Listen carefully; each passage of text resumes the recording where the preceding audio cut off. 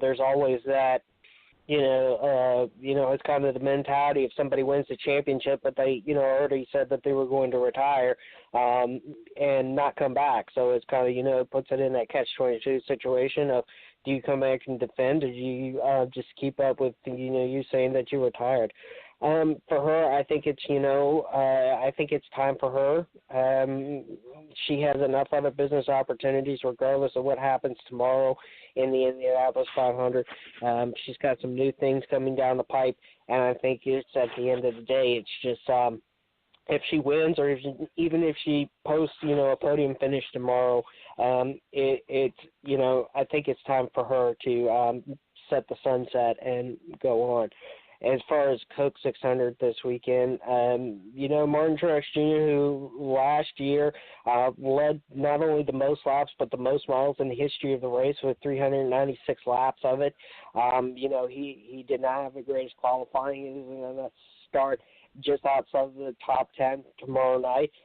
Kevin Harvick, who's just been on a rail all season long, winning the All-Star race last weekend and winning 5 races already this year. He could not pass Tech, got sent back to the garage. The car chief was suspended. And he's gonna have a tough road to get to the front, although there is, a lot of racing to go tomorrow night. Jimmy Johnson, who again, this has been somebody that's been on a rail and owned that place for many, many years. Again, he's not somebody that I'm looking at tomorrow night to even be able to go out there and contend for a win. There's just too many people, too many fast drivers right now, too many fast cars, and he's just not on top of his game to go and make much noise tomorrow night. Although he needs to, because we're this deep into the season and we really haven't heard a lot from him, and this is probably one of the best places we may see something from him, but it's not somewhere I think we're going to see anything coming out of him tomorrow night. I do look I've already mentioned that Martin Truex Jr. is going to start outside of the top 10, but that in no way is any inclination as to what he's going to do. I see him going to the front very, very quickly out there, but Kyle Busch sitting on the pole.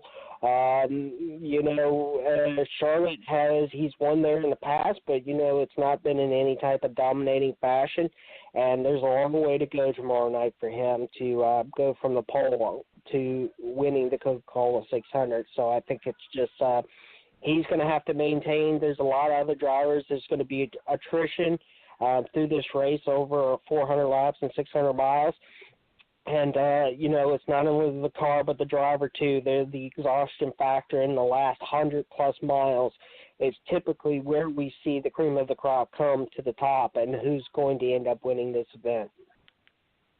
We are in the field of 33. We're talking with Matthew Embry, our official IndyCar contributor from Popular Open Wheel Now, Tyson Lautenschlager from OnPitRoad.com, who does a lot knowledge with NASCAR and IndyCar, Speedway editor and publisher of Speedway Digest, who's we've teamed up with at the Indianapolis Motor Speedway. We are talking NASCAR. We are talking IndyCar. We got about 15 minutes left in our racing segment.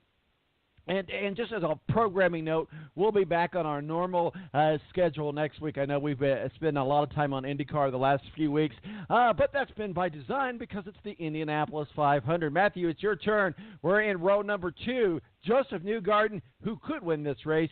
Sebastian Bourdais, you and I were out there last year when he hit the wall, just to see where he's came from last year to this year. And Spencer Pigot, another ECR driver who's really kind of been struggling, and now he's there. And you got to give hats off to ECR Racing. They have really did a great job at Indy this month. And how cool would that be to see Ed Carpenter in Victory Lane as well, especially if you live here in Indianapolis. Matthew, Joseph Newgarden, Sebastian Bourdais, or Spencer Pigot? And before we get to Pigot, talk about bounce backs? How about for race engineer Alan McDonald? Alan McDonald was sacked at the end of last year by Schmidt-Peterson, who went with Lena Gade. Schmidt-Peterson fails to get James Hinchcliffe in. Alan McDonald, running the ECR program, has 3 cars in the top 7. Talk about a big reversal there.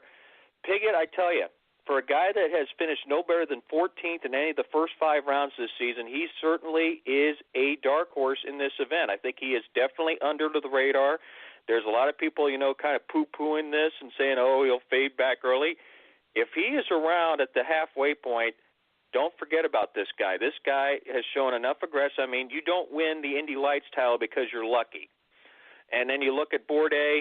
I think of the Honda drivers right now, he is the one that's got the best shot at this. Again, I think he's got the aggression late. I mean, the first time he came here in 2005, the same year Danica came here, he almost won the race as well. And then Newgarden. I think of the 3 or the 4 Penske cars that are up there, I think Newgarden is the one that has the best chance to win the race. The pairing between him and Cindric has been flawless. I think the scenarios right now set the stage, and if there is a Penske car that will win, I think the most likely pick would be this guy, Joseph Newgarden. All right, guys, we are here. The final row number 1. Ed Carpenter on the pole. I'll tell you what, let me just tell you, I was there on pole day, and I can just tell you this. This is an honest, true statement. I put it in my article on Speedway Digest as well. I'm standing there kind of by where pit row lane is, by Victory Lane. Matthew, you know where I'm talking about. You know where we were doing our live shots from. I was standing there, of course, packed. We see Ed Carpenter go out there. We see Ed Carpenter hit 230. I'm not kidding you when I say this. That whole Indianapolis Motor Speedway erupted. I mean, every turn, everybody in the stands were on their feet. Then we see it again. And then when we see Ed Carpenter qualify for last, Matthew, you and I talked about this multiple times. He drew the last qualification. He was last to go out. And to get the pole, I heard a guy behind me say, "This is why I come to Indianapolis." That just gave me goosebumps. And I tell you what, he was absolutely right, because I look down at my arm as I talk about it right now. It gives me goosebumps. Ed Carpenter on the pole, and then Simon Pagenaud and Will Power. Tyson, you're up. Yeah, so when you look at row number 1, our leading row, Ed Carpenter, Simon Pagenaud, Will Power, these 3 all looking for their first Indy 500 wins, which might come as a surprise to a lot of people. You look at Ed Carpenter, and when you think about him, he's probably one of the best drivers at this track, but his best finish in the Indy 500 is only 5th. And you look at his last three of the last 4 races that he's run at the Indianapolis Motor Speedway, 27th, 30th, 31st, and 11th. His last couple showings have not been what he wanted. 2 crashes in those last 4. Ed Carpenter, I think he's definitely the fastest driver. I would say he should be one of the favorites to win this race. But you just really never know with this racetrack. You never know with Indy. You never know with Ed Carpenter. He's got a Chevrolet engine. This is a team with a lot of experience and a driver with a lot of experience who definitely shines on the ovals, so much so that he only runs the ovals now. But I just don't know if Ed's going to be able to pull it off. This could be his year. It's going to be, we'll have to wait till tomorrow to know, but this Ed Carpenter Racing team, they've got it figured out this month of May. They have a lot of speed, and I think we could see Ed Carpenter finally pull it off. I don't know, and I don't want to pull the trigger on picking him just quite yet. Simon Pagenaud, another guy, I think he's got a lot of confidence heading into this Indy 500. I think the thing is, as Matt said, of the Penske guys, Joseph Newgarden is probably the one that you would put the money on to win this race out of the Penske boys. But I think all 3 of them really, Will Power, Simon Pagenaud, Joseph Newgarden, all 3 of them really want to win this race bad for Roger Penske. And I think all 3 of them have that capability of doing it. They're all champions in the IndyCar series, and none of them have won at Indianapolis Motor Speedway. I think one of those 3, if not all 3, have a really strong chance of doing that this weekend. So Power, Pagenaud, and Ed Carpenter, I think all 3 of these guys will probably be around at the finish and probably be in contention. Guys, we've got about 5 minutes left. We want to get our picks in. We're going to start with you, Steve Wilson of Speedway Digest. Who's your pick for the winner of the 102nd running of the Indianapolis 500? Come on, man. I don't know. Shoot. I don't know. I tell you what, I'll just go with and for that one. Who'd you pick? Will Power. Will Power, that's not a bad pick. It's not a bad pick at all. Matthew Embry, popular open wheel now. Who's your official pick for the winner of the 102nd running of the Indianapolis 500?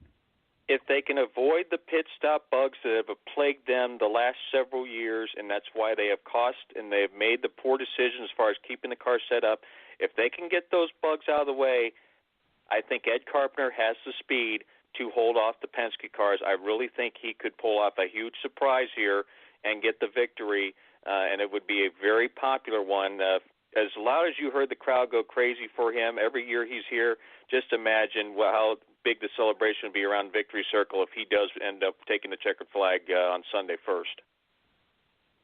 Tyson Lautenschlager, what's your official pick for the winner of the 102nd running of the Indianapolis 500?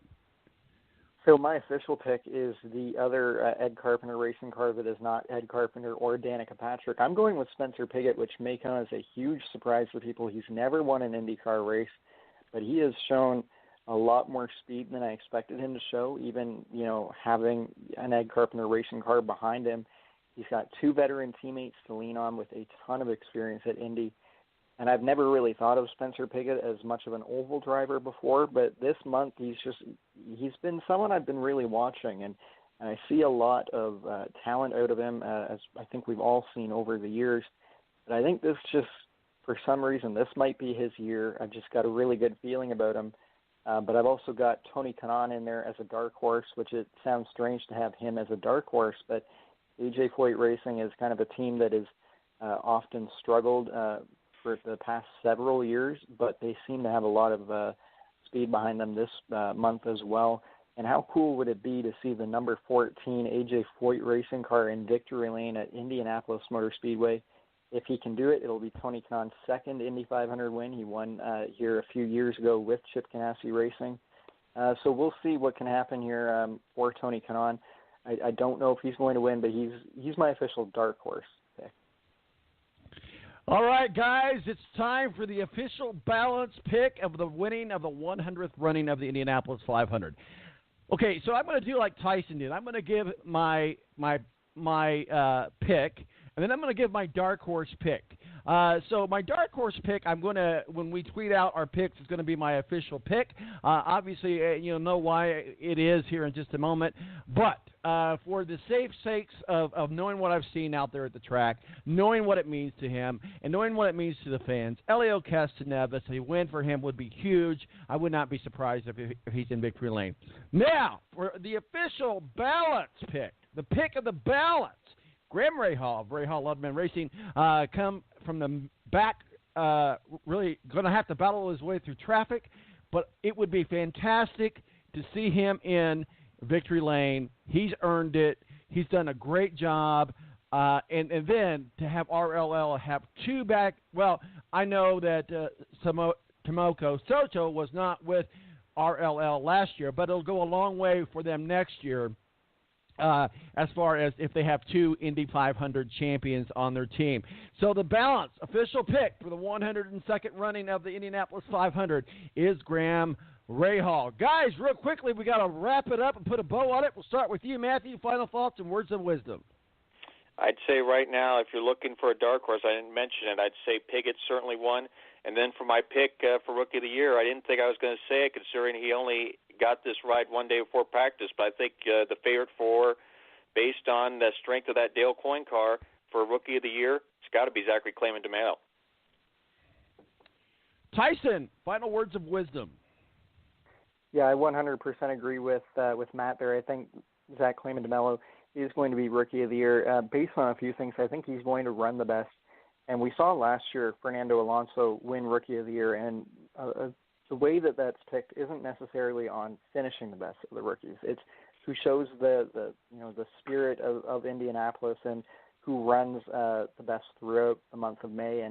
And from what I've seen, Zach Clayman DeMelo has been a huge surprise, and I think he's run really well, and I think he's going to continue that in the 500. He's my pick to win Rookie of the Year. I think for the fans that watch this race each year, and maybe they only watch the Indy 500, they don't watch other IndyCar races, they see a really racy race, a lot of lead changes, a lot of passing, and sometimes some spectacular crashes. I don't think that those fans should expect maybe the same Indy this year just because of the new aero package, the new aero kit. I think we're going to see